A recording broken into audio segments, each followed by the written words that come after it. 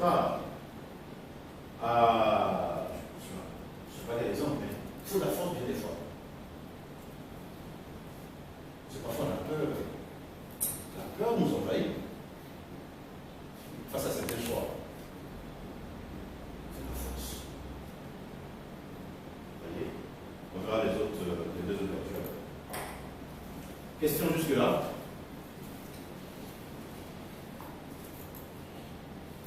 Vous voyez, qui suis-je? C'est un mystère. Ça implique des imbrications et des implications. Donc le tempérament, qui n'est qu'un aspect de la personnalité d'un individu, c'est l'aspect lié à la réaction naturelle de l'individu. En clair, généralement, notre personnalité commence par un tempérament de base, lequel est par la suite significativement affecté par l'environnement, l'éducation et les choix libres que nous faisons.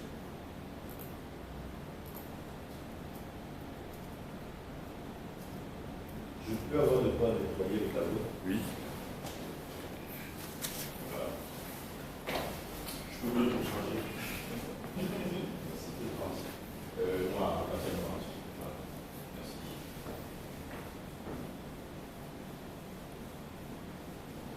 Bon, deux tout. Voilà, merci.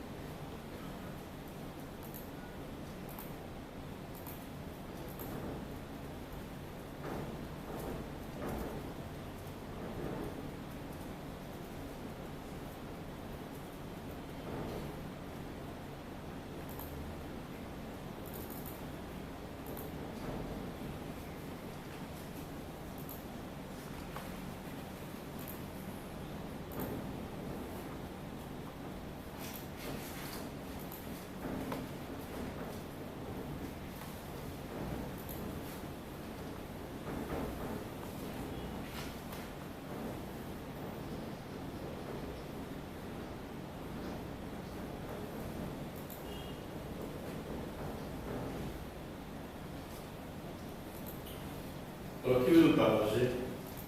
On a dit que le tempérament, ça n'a pas de qualification morale.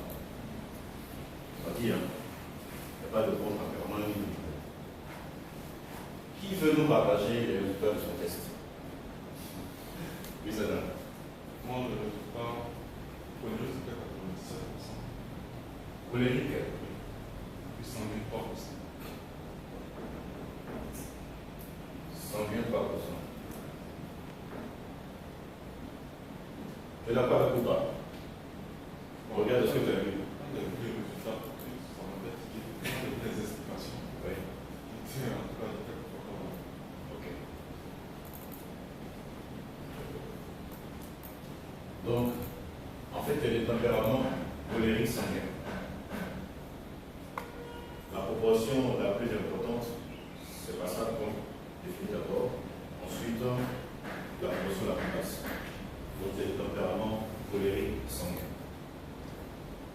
D'accord? Si on s'en tient aux résultats, parce que les résultats également peuvent être biaisés. Tout dépend de l'état d'esprit dans lequel on peut le faire. Parfois, on peut faire le test en ayant l'esprit de vouloir être, d'idéaliser la personne qu'on veut être. Donc, ça peut produire certains résultats. C'est pourquoi ce qui est recommandé, c'est de faire plusieurs fois. Juste une semaine, on fait une fois chaque jour, de ce cas-là, on voit réellement qui on est. Mais une fois aussi, ça peut très bien être la personne que. Je sais pas vous.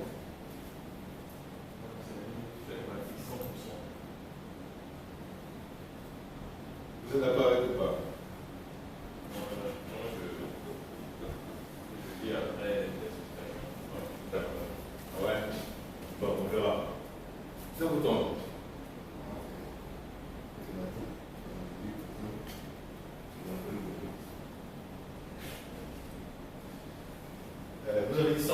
c'est ça? Donc, faut faire 100%. Et puis, écoutons, phlegmatique 78, c'est ça? Et puis, mélancolique,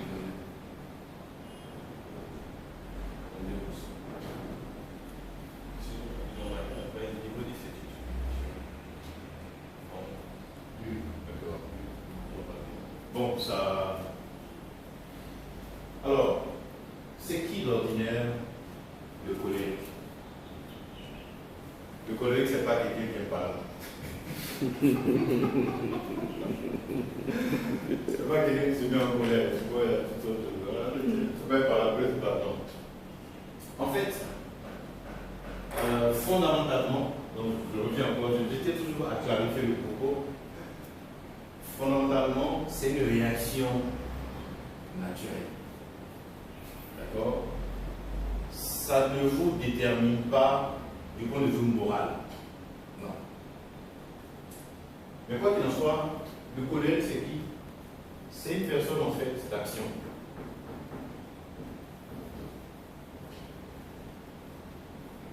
Parmi les managers, je ne parle pas de leader, je parle de manager.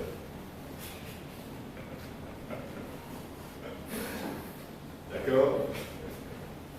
Bon, aujourd'hui, je parle de manage, c'est-à-dire avoir une action sur les choses. C'est ça. D'ordinaire, les colériques, ce sont des hommes d'action. Les gens à qui on confie une mission, fait ça, passe de temps en temps, il va réaliser la mission. C'est des entrepreneurs la plupart du temps. C'est les versions d'action. C'est dans ça, en fait, qu'ils jouissent, en fait, qu'ils s'émeuvent. Là qu'ils se retrouvent. Quand un colérique est chef d'équipe, ah oui, d'ordinaire, on peut atteindre l'objectif qui a assigné à l'équipe. On peut atteindre l'objectif qui a assigné à l'équipe.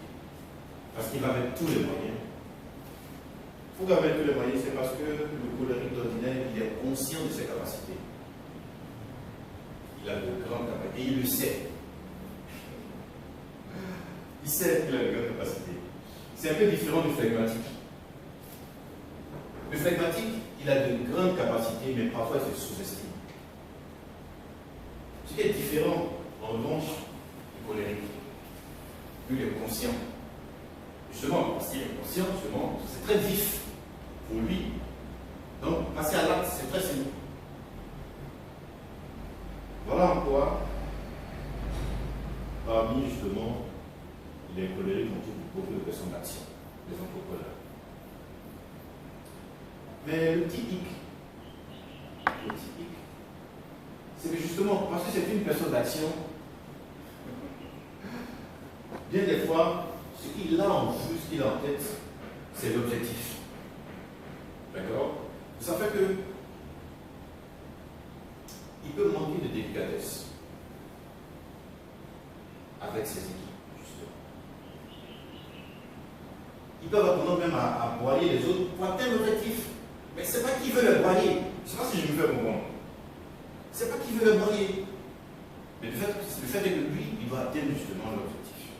Il doit arrêter sa mission. D'accord?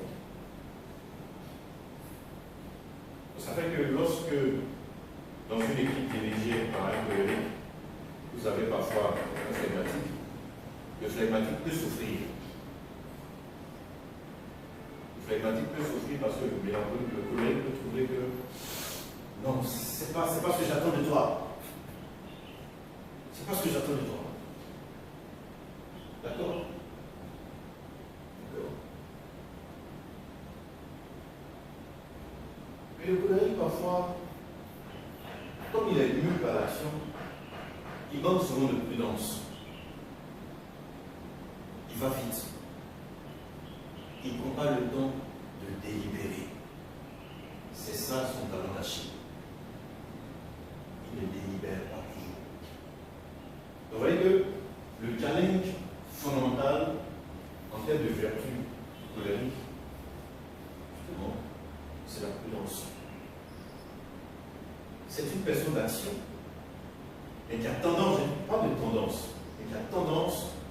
à ne pas être prudent. Vous savez que si le colérique s'efforce à travailler la prudence, à être patient, il devient phénoménal. Il devient phénoménal.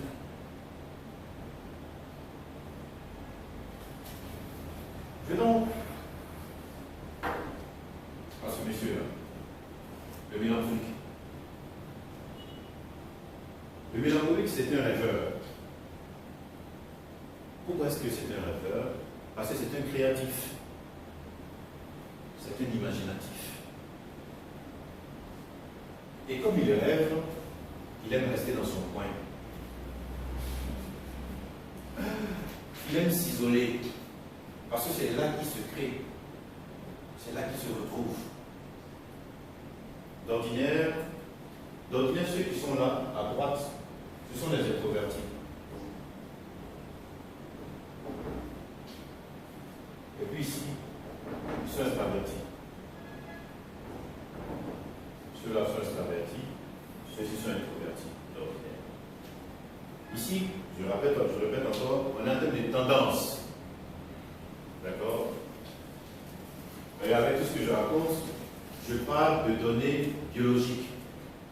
Il peut se faire que, avec l'éducation que vous avez reçue depuis votre jeune enfance et tout, les expériences personnelles que vous avez accumulées et tout, ça peut faire que ce que je vous dis pour chaque tempérament puisse avoir des biais, des nuances, et ainsi de suite.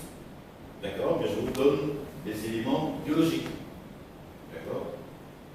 Donc le mélancolique, souvent, il est dans son coin. C'est un rêveur, et comme il est rêveur, justement, le corps l'a dit, son langue de baisse, c'est qu'il procrastine. La procrastination dans ce pays, c'est lui qui a créé ça.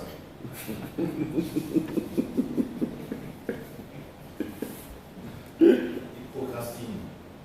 Mais pourquoi il procrastine? En fait, il est aussi perfectionniste. C'est un perfectionniste. Donc, comme il est perfectionniste, il a besoin de temps. Besoin de temps. Mais ça fait qu'il manque d'efficacité, justement. Il manque d'efficacité. S'il passe plus de temps,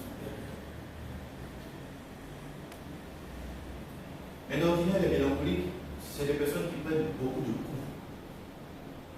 Les mélancoliques sont des personnes très fidèles en général. Ils sont fidèles. Ils encaissent beaucoup. Parce qu'ils sont profonds, justement.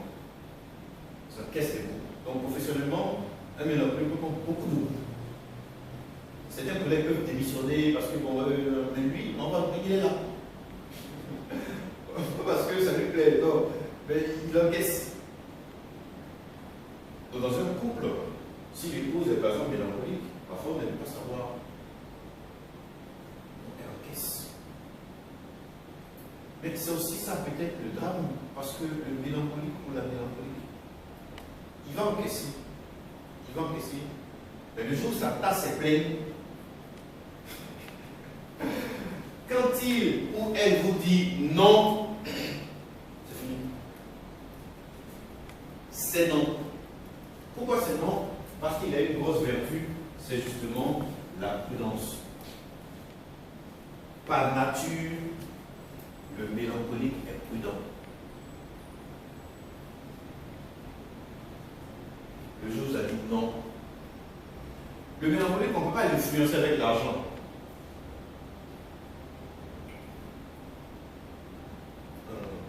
Même professionnellement, il ne s'épanouit. Il s'épanouit avec ce qu'il aime. Il choisit des métiers en général où il s'y plaît. Pas nécessairement parce que c'est bien rémunéré, non. Si ça l'aime, magnifique. Mais là où il se plaît, au fond, il se contente de peu. Le problème souvent, c'est ça, c'est la procrastination. Donc vous imaginez une équipe de colériques et de mélancoliques.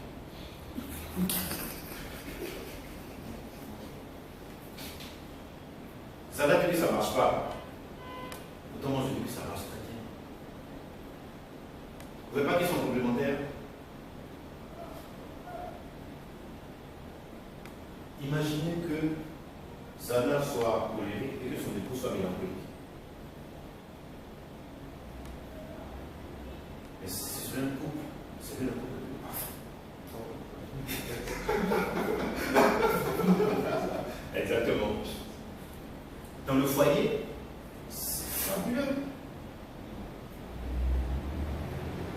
Parce qu'ils sont complémentaires.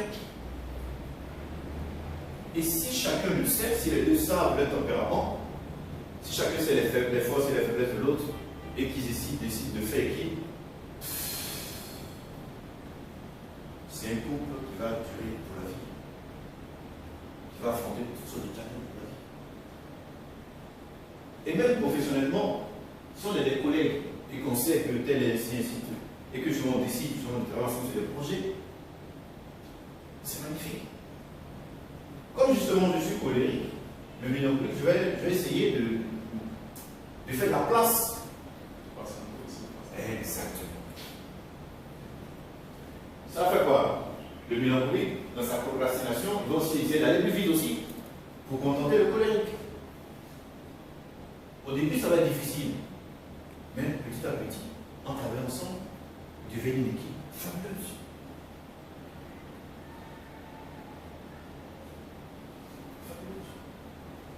Venons aux sanguins. Les sanguins, c'est des personnes de marketing. Le sanguin, il jouit au contact des autres. Le relationnel. Le contact des autres. Quand un sanguin qui professionnellement travaille dans une entreprise où il y a pas mal de collègues et autres là, le sanguin devient malheureux quand il va à manger.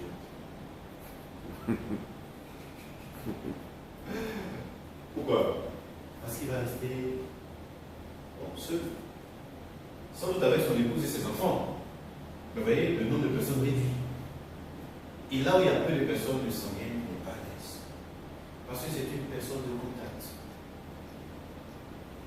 Vous savez, le métier du marketing, ça a réussi beaucoup aux personnes sanguines. Communication, vous verrez, communication marketing, c'est le truc. Et là où il faut rester dans un bureau, dans une pièce, c'est déprimant pour eux. C'est déprimant. C'est pas le truc qui n'aime pas. Donc les sanguins, au contact des autres, fabuleux. Le sanguin aime beaucoup la nouveauté. Tout ce qui est nouveau, ça l'attire. C'est pourquoi ça peut jouer sur sa fidélité. Une sanguine ou un sanguin peut parfois difficilement être fidèle. Parce que la personne s'enlise dans une relation. Après quelques temps déjà, n'est plus. On veut changer, on veut quelque chose de nouveau. Donc si votre fiancé, votre épouse est sanguine, c'est à vous justement de créer le contexte vraiment nouveau. Pour qu'elle se sente plus épanouie. Autrement, c'est pas qu'elle va vous être infidèle, mais vous voyez, ça va être très difficile pour elle. C'est pareil si vous êtes chef d'équipe, vous avez vos collaborateurs, vos collègues et tout ça, il faut les connaître un peu. Comment faire en sorte que chacun puisse donner le meilleur de lui-même? C'est de mettre chacun dans son haricot. Il faut que vous les connaissiez un peu. C'est pour ça que le sanguin, son gros challenge, c'est l'endurance. Il n'est pas endurant. Il va travailler l'endurance. On arrive à mon ami phlegmatique.